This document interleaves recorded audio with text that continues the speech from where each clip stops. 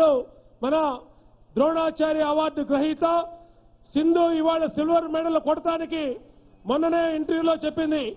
నేను ఈ రోజున ఈ మెడల్ సాధించడానికి కారణం గోపీచంద్ గారని ఏదైతే చెప్పిందో ఆ ద్రోణాచార్య అవార్డు గ్రహీత నిత్య క్రీడా శిక్షకుడు అయినటువంటి గౌరవనీయులు శ్రీ గోపీచంద్ గారిని ఈ సమావేశాన్ని ఉద్దేశించి మాట్లాడవలసిందిగా కోరుతున్నాం.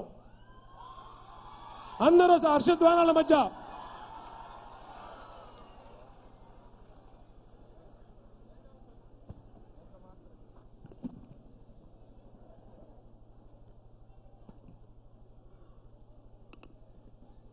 గౌరవనీయులు ముఖ్యమంత్రి గారు, వేదిక అలంకరించిన పెద్దలు, సభకు నమస్కారం.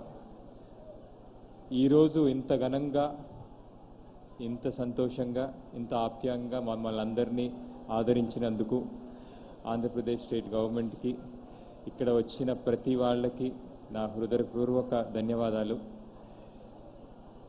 ఇలాగే నాకు 2000 సంవత్సరంలో కర్ణం మల్లేశ్వరి గారు ఒలింపిక్స్లో మెడల్ గెలిచినప్పుడు ఒక సన్మాన సభ జరగటం జరిగింది.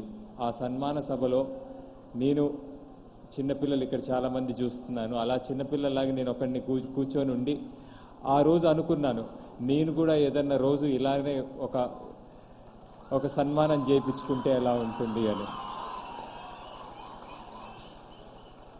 ఆ రోజు ఆ సన్మానానికి ఎందుకు ఇంత చాలా మందికి అనిపించవచ్చు, ఎందుకు ఇంత హడావిడి చేస్తున్నారు అని. కానీ నాకు అనిపించింది, ఆ రోజు నాకు తెలిసింది చంద్రబాబు నాయుడు గారు ఆ రోజు ఆ సన్మాన సభ ఎందుకు చేశారు అని. ఎందుకంటే ఆ ఇన్స్పిరేషన్ ఏదైతే ఉందో వాటిలోంచే పుట్టింది నా ఆల్ ఇంగ్లాండ్ ఛాంపియన్షిప్ కానీ నా ఇది కానీ. సో దానికి చాలా సంతోషం.